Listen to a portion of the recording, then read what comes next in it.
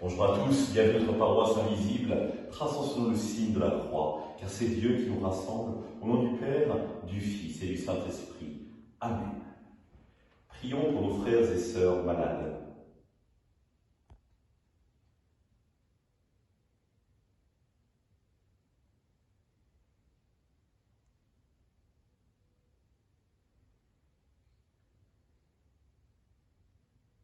Prions pour les soignants et tous ceux qui œuvrent pour le bien commun.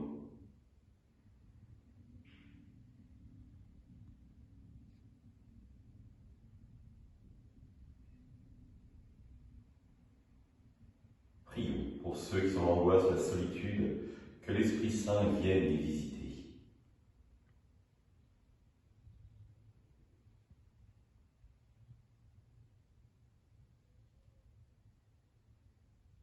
Pour manifester notre communion, je vais maintenant allumer cette bougie au cierge pascal.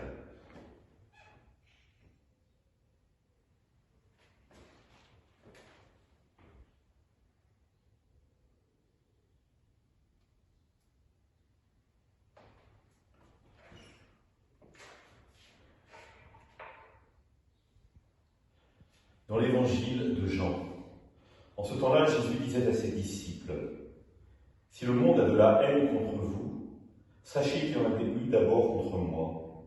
Si vous apparteniez au monde aimerait ce qui est à lui. Mais si vous n'appartenez pas au monde, puisque je vous ai choisi en vous prenant dans le monde, voilà pourquoi le monde a de la haine contre vous. Rappelez-vous la parole que je vous ai dite. Un serviteur n'est pas plus grand que son maître. Si on m'a persécuté, on vous persécutera vous aussi. Si on a gardé ma parole, on gardera aussi la vôtre. Les gens me traiteront ainsi à cause de mon nom, parce qu'ils ne connaissent pas celui qui m'a envoyé. » Acclamons la parole de Dieu, louange à toi, Seigneur Jésus. Nous n'aimons pas entendre ces paroles dans la bouche de Jésus, quand il nous parle de haine, alors qu'il nous a traditionnellement tant habitués à parler de l'amour. Mais la haine, il ne la connaît pas intérieurement, en revanche, il la subit intérieurement. Ses regards réprobateurs, ses condamnations, ses flagellations. Oui, le monde l'a pris en haine. Et rappelez-vous ce que nous disait Jean dès le prologue. La lumière est venue dans le monde, mais les hommes ont préféré les ténèbres à la lumière.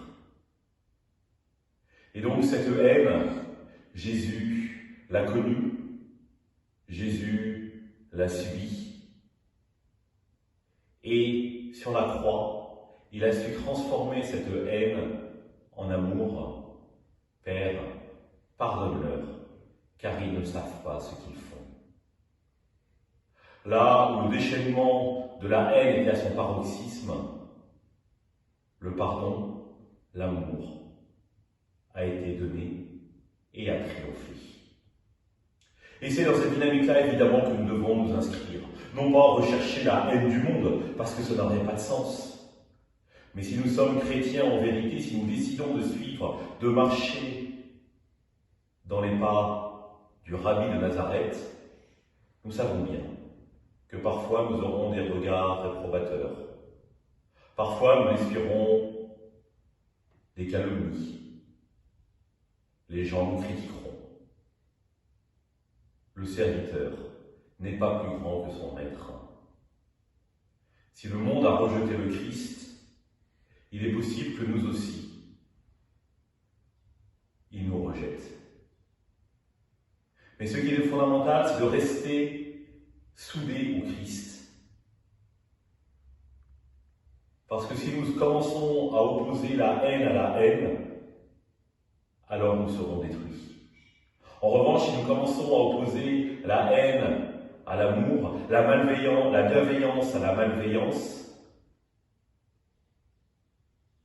alors, avec le Christ, nous serons vainqueurs du monde. Alors la joie de Dieu sera en nous et le mal n'aura pas le dernier mot, car rappelez-vous, le Christ l'a déjà vaincu. Ensemble, nous prions. Notre Père, qui es aux cieux, que ton nom soit sanctifié, que ton règne vienne, que ta volonté soit faite sur la terre comme au ciel. Donne-nous aujourd'hui notre pain de ce jour. Pardonne-nous nos offenses, comme nous pardonnons aussi à ceux qui nous ont offensés. Et ne nous laisse pas entrer en tentation, mais délivre-nous du mal. Amen. Que le Seigneur nous bénisse, qu'il nous accompagne pour notre soirée et nous garde dans la paix, au nom du Père, du Fils et du Saint-Esprit. Amen. À demain.